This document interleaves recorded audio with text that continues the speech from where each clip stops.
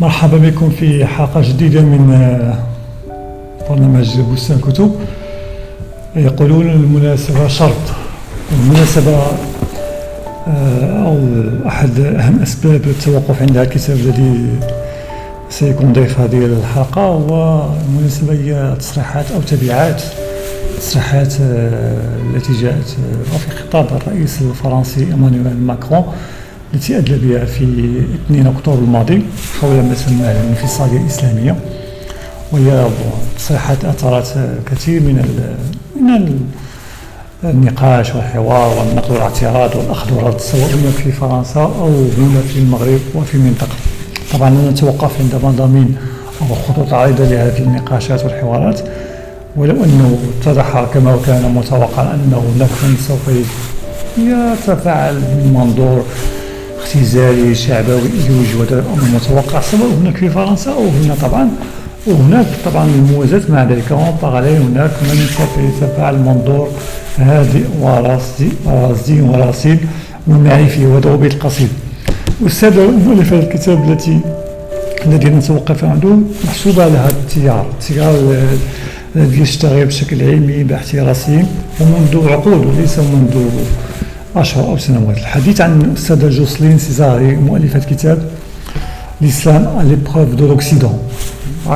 أعتقد أن الترجمة الأقرب إن صح التعبير الإسلام وتحدي الغرب.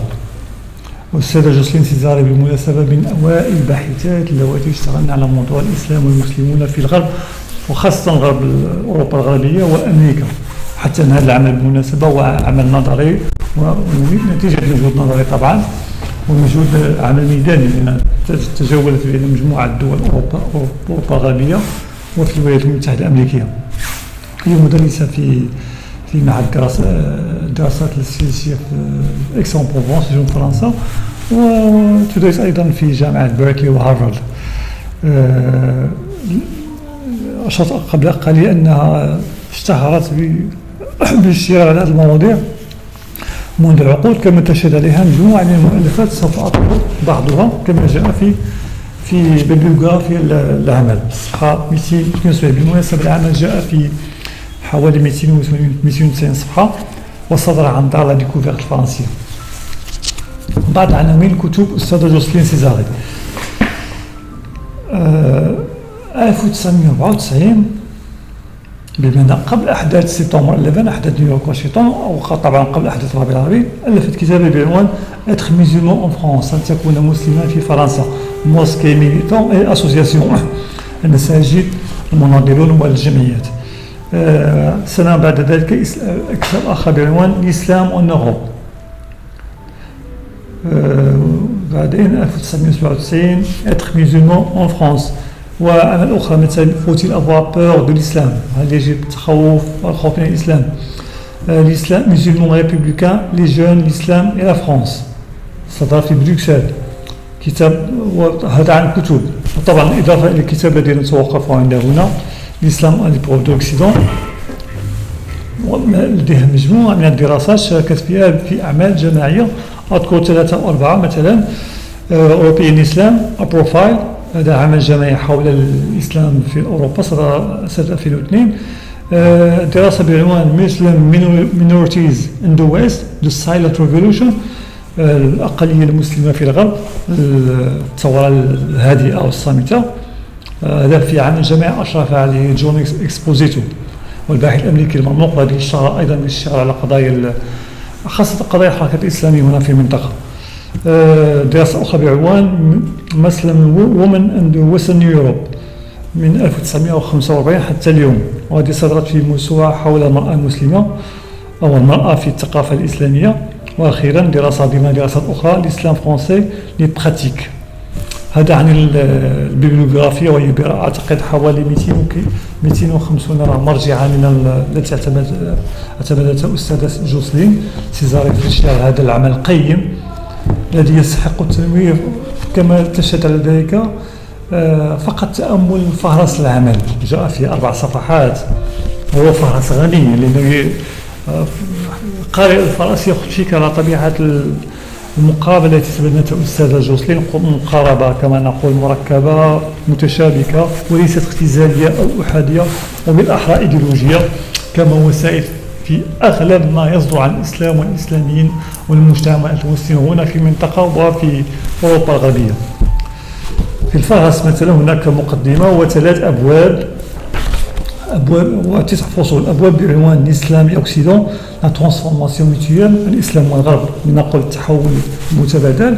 باب الثاني بعنوان الأمة لا أمة إيماجينير الأمة المتخيلة.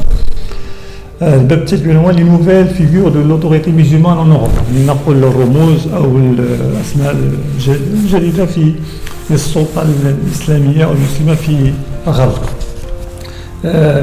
من فصول عناوين الباب الأول نقرأ الإسلام كوم ستيغمات. وهنا اشتغلت مثلا من عناوين نقرأ لا ليزون انتر ethnicité l'islam et pauvreté أو مثلا لا توتاسيون سيباراتيست دو ناشونال في الإسلام. هنا اشتغلت إذا كانت في أمريكا اشتغلت على ظاهرة حركة إسلامية عرقية بين قوسين لذلك سمتها تحدث عن النزعة الانفصالية. جماعة أمة الإسلام التي كان يترأسها الأستاذ فرحان. وهذه بالمناسبة الجماعة التي كان ينتمي إليها الراحل مالكوم إكس ولما أدى مناسك الحج وزار المغرب أيضا عاد إلى الولايات المتحدة وانفصل عن الجماعة لنقل إنه تحرر من المنظور الإيديولوجي الدين واعتنق الإسلام صح التعبير. هو كان مسلما ولكن كان منتمي إلى تيار إيديولوجي.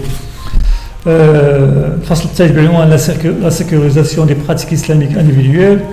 الفصل الرابع لا سيكوريزاسيون دي انستيتيسيون إسلاميك.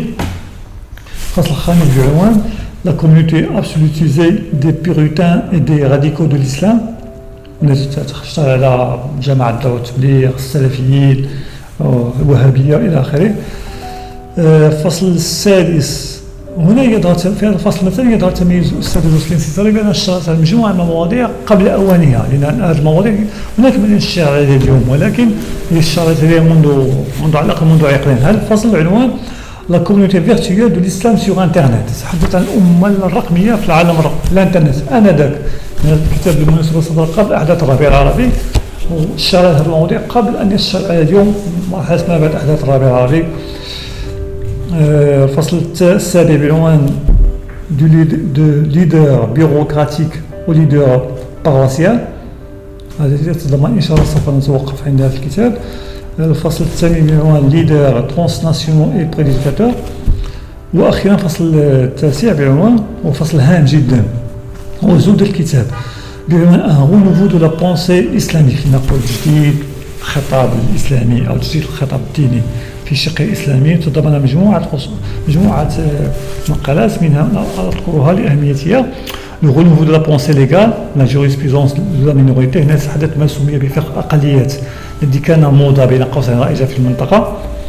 ديكونستروي لو تكست ريفيلي. هنا إشارة إلى ما يصطلح عليه بالدراسات أو القراءات الحداثية للقرآن الكريم سواء هنا أو هناك. من هنا بالمناسبة صدور منذ أشهر ما سمي بالكورون دي زيستوريان موسوعة من 3000 كلمة في فرنسا ومباشرة بعدها موسوعة موازية في الساحة الألمانية حول نفس الموضوع. لا بريز اون كونت دو لا سيكوريزاسيون أخذ من الاعتبار سيرورة العلمانة.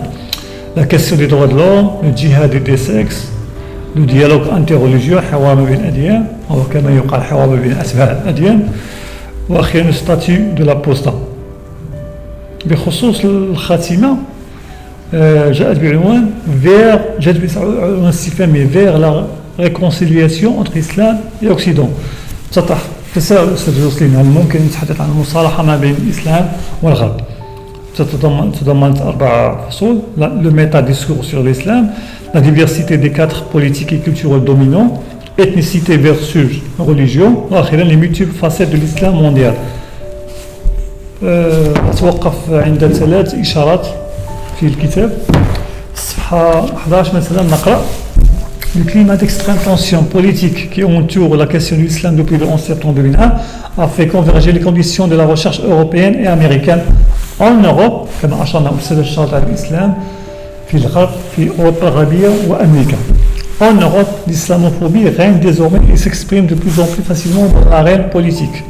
ترى بأنه بعد 11 سبتمبر أصبح المؤشر الإسلاموية مرتفعة في الساحة الأوروبية. Ainsi, خاصة في الساحة في الخطاب السياسي. Ainsi, dans la France des années 90, les propos anti-islamiques étaient avant tout de l'apanage de l'extrême droite. Aujourd'hui, les intellectuels et des journalistes, hommes et femmes de culture s'expriment sans émission leur aversion pour l'islam. ترى بأنه الخطاب الإسلاموفوبي في فرنسا من قبل كان مقتصرا حتى على اليمين، لكن الآن كما ترى أنا ذاك ولا زالت طبعا استرح الأمر خلال السنين الأخيرة. الآن كما تقول الأستاذ جوسلين خطاب الإسلاموفوبي تفشى وانتشر ليس فقط عند الفاعل السياسي ولكن عند الباحثين وعند المثقفين. هناك مجموعة أسماء لعل أشهرها الكاتب إيريك زيمور ونيشي هوبيك التي تذكر هنا. الإشارة الثانية التي نتوقف عندها الصفحة 184 هي تفرق بين الرموز الدينية هنا في الساحة الأوروبية. هناك تفرق بين 4 رموز 4 figures types de l'autorité religieuse au sein de l'islam de la diaspora. رموز دينية لدى الإسلام الجاليات أو القضية المسلمة في أوروبا الغربية. الأول le leader bureaucratique qui appartient à des institutions de pays musulmans. الأول هو الزعيم أو الرمز الديني الذي البيروقراطي كما أشار بين قوسين التوحيد المحسوب على مؤسسة دينية تابعة لدول غير أوروبية سواء في المغرب العربي أو في المشرق، خاصة في دول المغرب العربي. هناك تحول بالمناسبة خصوصا الموضوع في أوروبا وخاصة في فرنسا كما جاء في خطاب رئيس فرنسي. ثانيا leader paroissial qui inscrit prioritairement son action dans l'espace local de la mosquée et de l'association islamique à l'échelle d'un quartier ou d'une ville. ونتحدث الرموز الدينية التي تشتغل في إطار نقول محلي في حي ما أو حتى في مدينة بعيد عن العمل بعيد عن الارتباطات الإيديولوجية مع جماعات مثلا أو حتى مؤسساتية مع دول خارج أوروبا. أيضا le leader mondialisé qui inscrit son action dans des courants islamiques transnationaux, qu'il s'agisse de la mouvance salafiste, des frères musulmans, des confréries صوفي. نتحدث الرموز الدينية ولكن تشتغل في إطار مشروع فوق وطني سواء تعلق بالرموز السلفية. في تذكرون أنه في زمن ما كانت رموز سلفية وهابية تأتي من المشرق تحاضر في أوروبا دون أن تأخذ باعتبار طبيعة السياق المجتمعي السياسي الاقتصادي الثقافي الديني لأوروبا سواء كانوا سلفيين أو إخوان من إخوان المسلمين أو صوفيين. وأخيرا هو لو كونفيرونسيي. هنا توقفت في مقام آخر من الكتاب عند ظاهرة طارق رمضان. طبعا الكتاب صدر قبل قضية مسمية بقضية طارق رمضان. إشارة أخيرة حتى ننهي هذا العرض المتواضع. Le véritable défi destiné à venir. هنا نتحدث التحديات القادمة وإنها التي نعيشها اليوم. Le véritable défi destiné à venir se situe dans l'évolution qui reste ouverte à ce jour de la tension entre les deux pôles minoritaires, l'un réformiste et ouvert, l'autre radical et fermé, qui tendent à polariser les communautés musulmanes de l'Occident. Cette évolution sera déterminée à la fois par les musulmans eux-mêmes et par les politiques de l'intégration des islams nationaux conduites par les États occidentaux. وهذه فقرة هامة جدا تعطينا فكرة طبيعة المقاربة المركبة التي تبنتها الأستاذ جوسلين في قراءة واقع المسلمين في الغرب. النموذج في أوروبا الغربية ترى بأن من التحديات التي تواجه المسلمين هناك ما يشبه لنقول تدافع أو صراع ما بين التيار الجديدي منفتح والتيار المنغلق خاصة منه نموذج الإسلاميين من جهة وأيضا طبيعة السياسات الحكومية لدول أوروبا الغربية في التفاعل مع الجاليات أو الأقليات المسلمة من جهة ثانية. بمعنى نتأخذ باعتبار أن تناول ميلاد الموضوع لا يمكن أن يختزل كما نقرأ فيه كما عينا في التفاعل مع خطاب الرئيس الفرنسي بصرف النظر على ملاحظات حول خطاب وانتقادات حول خطاب الرئيس الرسمي، لكن ليس هذا موضوعنا. كما نقول لا يمكن قراءة الواقع المسلمين في أوروبا الغربية من منظور ديني أو من منظور اجتماعي أو من منظور سياسي إلى آخره. هناك مجموعة محددات يجب أن تؤخذ بعين الاعتبار. هنا مثلا أستاذة جوستين توقفت عند محددين اثنين على الأقل، هي ذكرت محددات أخرى.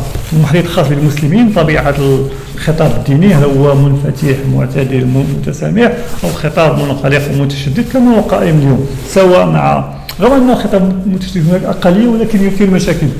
هذا الشق الديني، ولكن هناك الشق السياسي والاجتماعي والاقتصادي مرتبط بأداء الحكومات الأوروبية في تفاعلها مع المسلمين هناك. طبعا أكيد هذا نتمنى على حد علمي، لا حد علمي متواضع، لم يترجم كتاب للغة العربية على أهميته ونوعيته. أصلا أمثال جوستين سيزاري أقلية في الساحة هناك وهنا، قراءة ممتعة.